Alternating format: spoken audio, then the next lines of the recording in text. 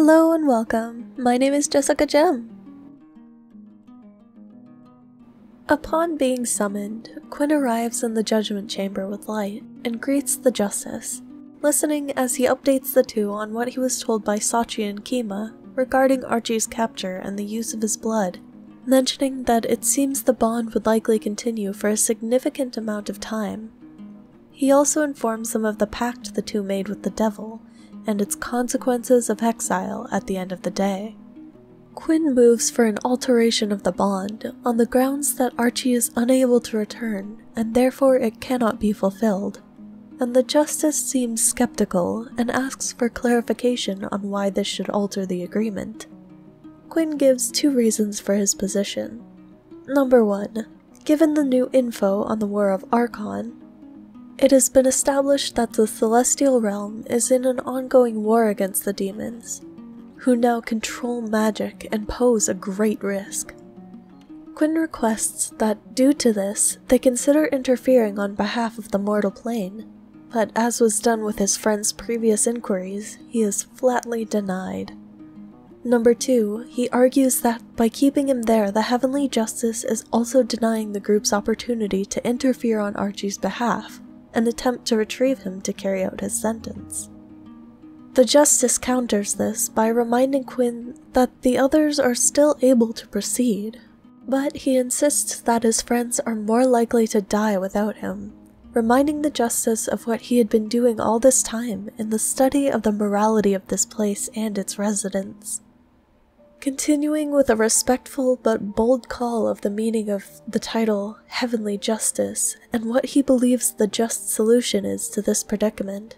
In the searching of one's heart to find the best path, he proposes that the reluctance in engaging in the conflict is in part due to the desire to spare and protect the lives of his people, but that a truer justice in this instance would be to not force a now unkeepable bond on one whose goal is to save many lives as well. The Justice calls for a temporary recess while he considers the circumstances. He vanishes, and Quinn sags from the exertion of deciding the best way to approach the topic, as his friends congratulate him on his eloquence. When he returns, the Heavenly Justice is accompanied by a knightly figure in black and gold with colorful accents. She draws her sword and carefully places it on the ground before introducing herself as Hanzaria of the Silver Hand House. Quinn and Light introduce themselves, as do Sachi and Kima when they step forward at her request. As the group waits patiently, the Justice reaches down and touches the sword with a finger, holding it there for a moment before removing it as the woman nods in understanding.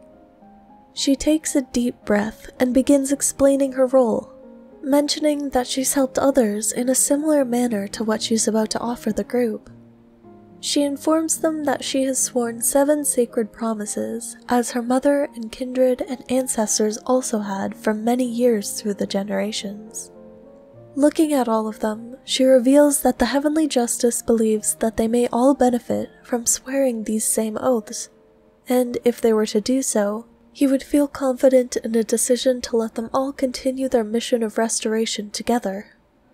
Waiting to hear if they would be willing to consider such a thing before revealing the promises, she emphasizes that a paladin's oath reveals their truest self and can be used to manipulate once known.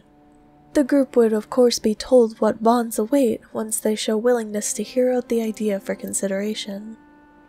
Quinn informs the others that he had already been considering this path in his time here, and even if his friends choose not to take this step, he plans to commit himself to it. Kima protests that he would not at all want to take on these oaths, but he may think about it depending on what they are for the sake of freeing his companion, while Light and Sachi are open to hearing her out.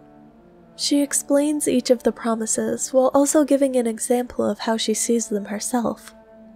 The first, I will speak only the truth as I know it to be. The second, I will protect magic, using it with respect and never abusing it. The third, I will never use magic to take a life.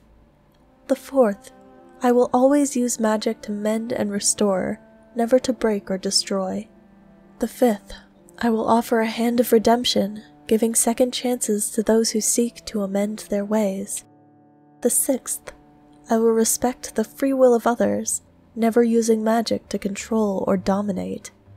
And the 7th, I will stand as a shield against fear, protecting the hearts of the people from terror and despair. These are all up to the interpretation of the individual as to how far they take it and what applies, but it is meant to be followed in both letter and spirit, rather than pushed to its limit. Taking into consideration the bond with their friends and their current mission, they all take a few moments to think through this lofty requirement of a new morality for each of them.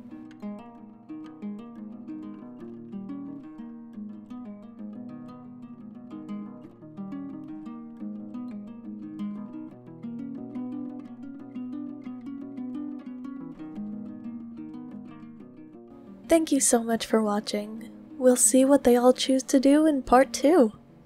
If you enjoyed this video, please grant me a like, and if you'd like to see some more of my art, subscribe to join me. That's all for now, so farewell and have a wonderful day.